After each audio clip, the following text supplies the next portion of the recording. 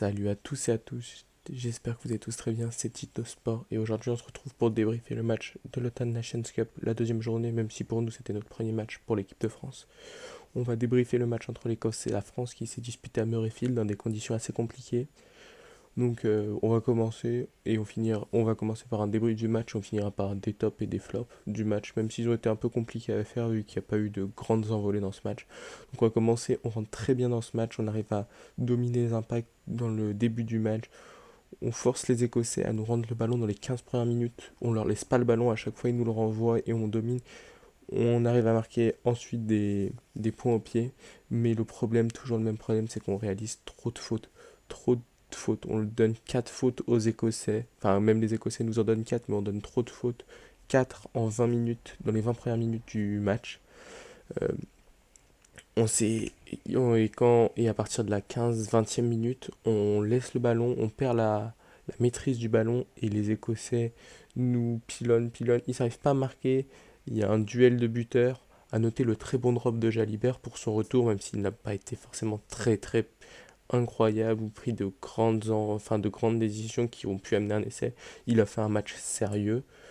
On a, Ils ont vraiment repris le dessus jusqu'à la 35e, juste avant la mi-temps. Mais c'était une mi-temps équilibrée. Euh, Il y a eu, il y a eu des bonnes concrétisations offensives de la part des Bleus, même si surtout, enfin, réalisées. À chaque fois qu'on venait dans leur camp, on marquait 3 points. C'est pas comme les derniers matchs où on marquait des essais. Là, c'était des points au pied en pénalité. Les fautes en fin de première mi-temps, donc quand les Écossais ont perdu légèrement la maîtrise du ballon et que c'est redevenu équilibré, il y avait trop de fautes, ce qui a haché le match et ce qui n'a pas permis d'avoir de grandes envolées, même si les conditions de match étaient quand même très compliquées, hein.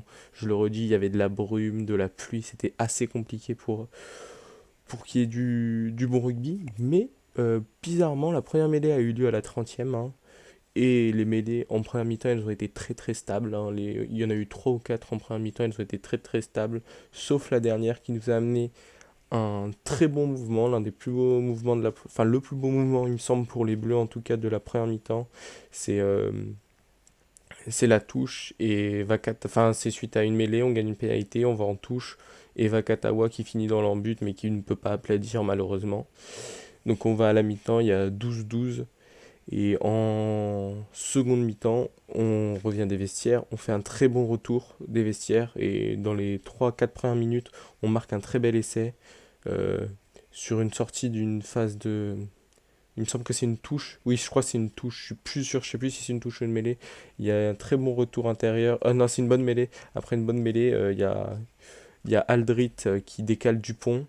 Dupont qui trouve Ficou en premier porteur, qui décale à l'intérieur Ratez et qui après emmène Vakatawa à l'essai, même si le 2 contre 1, le dernier 2 contre 1 joué par Ratez n'est pas forcément très très bien joué. Euh, il y a eu un vrai problème sur les renvois. À chaque fois qu'on marquait des points, on avait des difficultés à réceptionner le ballon, notamment Bernard Leroux qui a eu quelques difficultés sur les renvois, plus en première mi-temps qu'en deuxième mi-temps, mais il y a eu quand même des difficultés. Euh, les conditions se sont compliquées en deuxième mi-temps, il y a eu quand même bien plus d'en avant.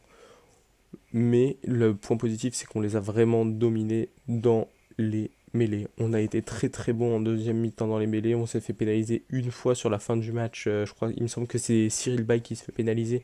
Mais sinon, même quand Mohamed Aouassi rentre, il gagne une pénalité. Donc c'était vraiment vraiment bien. Jalibert, il a quand même commis une erreur assez grossière à ce niveau-là. C'est quand il tente une diagonale pour Teddy Thomas, euh, alors que l'avantage est fini pour l'équipe de France. Mais après, sinon, il n'aura pas fait d'erreur. Et heureusement, je pense que c'est une bonne chose que Fabien Galtier lui ait enlevé la pression des jeux au pied et l'ait laissé à Thomas Ramos, qui a déjà quand même un minimum d'expérience internationale, même si on a pu voir qu'il a fait en fin de match un coup de pied directement en touche. Bref, en fin de match, les Bleus, ils avaient plus la même assurance qu'ils ont eu pendant tout le match, même défensivement.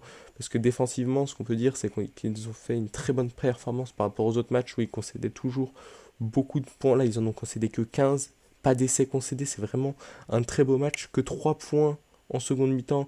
Bon, certes, grâce à l'essai qu'on a marqué, ils n'ont pas cherché à tenter les poteaux en deuxième mi-temps, mais on a fait un bien meilleur match défensivement.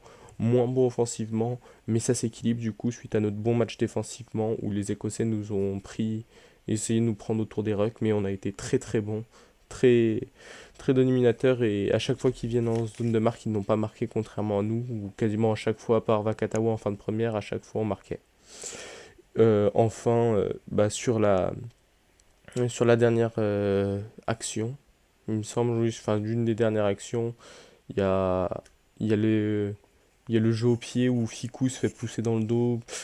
J'ai trouvé, pour moi, c'est la seule peut-être erreur d'arbitrage, mais après, sinon, l'arbitre a fait un très très bon match, il a bien géré le match. Et en plus, il faisait l'effort de parler français, ce qui fait toujours plaisir. Et enfin, on va finir avec la très grossière erreur de Stuart Hogg en toute fin de match, où il a la possibilité d'avoir une touche à 5 mètres de l'embut et qu'il ne trouve pas la touche, ce qui permet aux Bleus de gagner et à Thomas Ramos de dégager en touche. On va passer au top et au flop. Alors, côté top, j'ai mis pour les Bleus, j'ai mis Kamisha et Virime Vakatawa. Évidemment, il a été élu homme du match. Kamisha très performant dans les contests, dans les plaquages. À chaque prise de balle, il faisait avancer. Tout comme Vakatawa, en fait, les deux Racing Men ont un peu les mêmes caractéristiques et ils ont vraiment permis de faire avancer les Bleus. Et Van der Mer a très clairement pris le dessus sur Teddy Thomas, qui lui fait partie des flops. Du coup, on va passer aux flops. Donc, dans les flops, il y a Teddy Thomas qui a été assez inexistant, qui n'a pas réussi à gagner un duel face à Van der Merwe, qui a été très bien bloqué par Van der Merwe, hein, effectivement, mais il n'a pas réussi à prendre le dessus sur son duel. Enfin, j'ai mis Crétin pour les Bleus en point faible, en flop. C'est peut-être un peu sévère, mais c'est parce qu'en première mi-temps, il concède deux pénalités, ce que je trouve assez énorme à haut niveau, sachant qu'on doit en faire une dizaine, c'est quand même beaucoup. Normalement, on doit être en dessous de 10 dans un match international, même avec ces nouvelles règles où on doit être aux alentours de 12, mais deux fautes pour le même joueur, c'est quand même beaucoup. Et j'ai mis Stuart Hogg. J'hésitais entre plusieurs joueurs côté écossais, mais j'ai mis Stuart Hogg parce que ses jeux au pied n'ont pas été aussi précis qu'à l'habitude. Et comme la dernière action, il ne trouve pas la touche pour les Écossais. Donc c'était Tito Sport. J'espère que cette vidéo vous aura plu. Ciao.